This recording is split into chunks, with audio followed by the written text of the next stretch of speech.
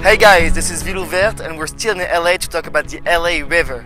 If you didn't see the first videos about the LA River's history and the possible positive impacts that its revitalization can have, go check them out. The links are in the description. Today, as promised, we're going to talk about the concrete projects that are being implemented. And so now we're in the phase, now in 2018, of trying to execute a number of those projects.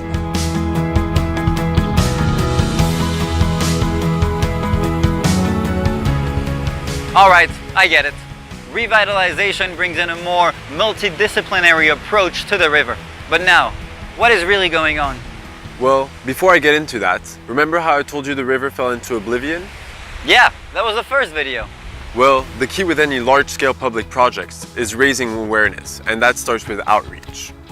We've done such a good job of burying our infrastructure, burying the river behind chain link fences, behind freeways, that most people still are unaware of it. And as I mentioned, one of the byproducts of channelizing the river was to make it disappear.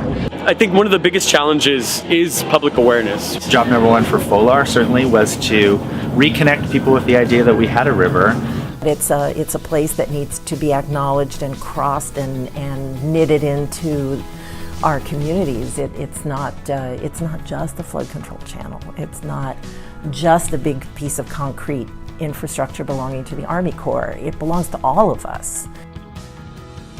At the end of the day, it's about that community conversation that leads to the restoration, revitalization, whatever you want to call it. Getting people connected to it is an educational challenge that will be for the rest of our lives. Exposure often is the best education. What do you mean exposure? I mean people actually interacting with the river and seeing its beauty, power, and potential. And that starts with kayaking, for example. We've just ended our 7th season of kayaking because when you're on top of a bike path looking down, one perspective, but you're actually on the water looking up, a different perspective. Different perspectives? That ties into the multidisciplinary. Yeah, exactly. Multi-use in action. Down in the river you can kayak, and parallel on the river you can bike on the greenways.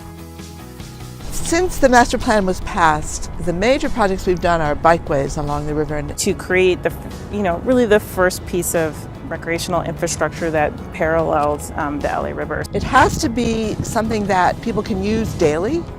You can take a walk, you can take a bike ride. You can feel that if you're going to go there, you're going to see birds in nature. You're going to understand the river better than if you didn't have access to the river's edge. Although the greenway is not yet finished, it already spreads through many miles alongside the river. We're now working on filling in the gaps, so there could be a continuous bikeway all through the valley, a bikeway that would take you from the Port of Long Beach all the way to the West Valley. We're looking at 2023 or so for the completion of the 51-mile bike path, which is exciting. And it seems to work. These bikeways that we've done, I see them being actively used. You see families walking, you see people biking. I think people do use those now to commute and for exercise. Biking, kayaking, those are amazing opportunities. But really, is that all? Wait one second, I haven't told you about the crown jewel of the revitalization project, the G2 parcel. It's going to be the first of many green open spaces on the riverbank that will offer you direct access to the river. The G2 parcel the mayor has referred to as really the crown jewel of our revitalization effort. It was a rail yard for 100 years. It was in escrow to be sold to a development company to become warehouses, and the city stepped up and bought it. And the city bought the parcel last year for $60 million. It's an old rail yard. But I think what's really exciting about the G2 parcel is that it presents a sort of a unique opportunity on the river to really open up that area to be an incredible resource for the community. So as a park, as a way to clean water. 12.5 acres of the 4D2 can and will only be used for conservation and preservation. That gives us an opportunity to create a really nature-focused open space for the community.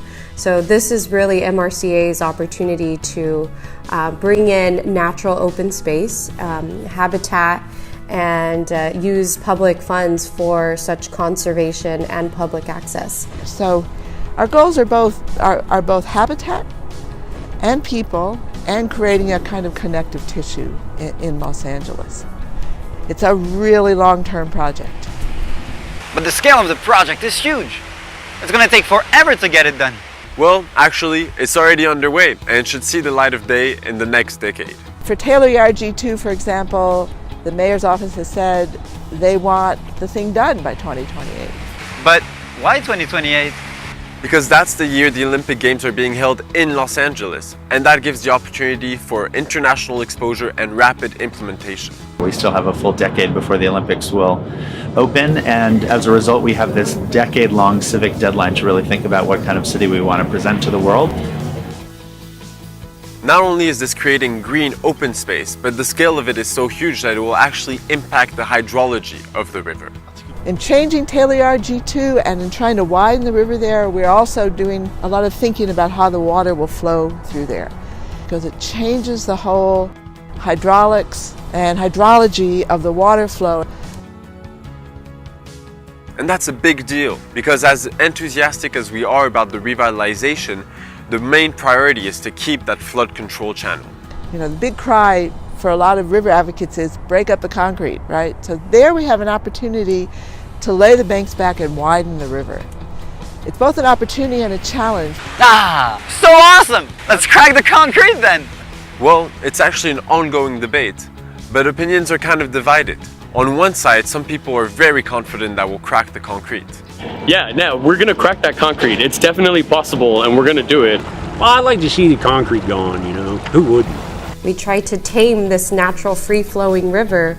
The river is going to be without concrete. It's going to be green. Of course it's possible. We just have to want to do it. But on the other side, other stakeholders beg to differ. That it will be difficult to take out much, if any, of the concrete. We're never going to get rid of all the concrete. It's just technically not going to be feasible. Too much water ends up here from the whole basin. The concrete itself actually produces a really singular LA landscape, one that has become recognizable around the world thanks to the number of films that have been shot in the river channel.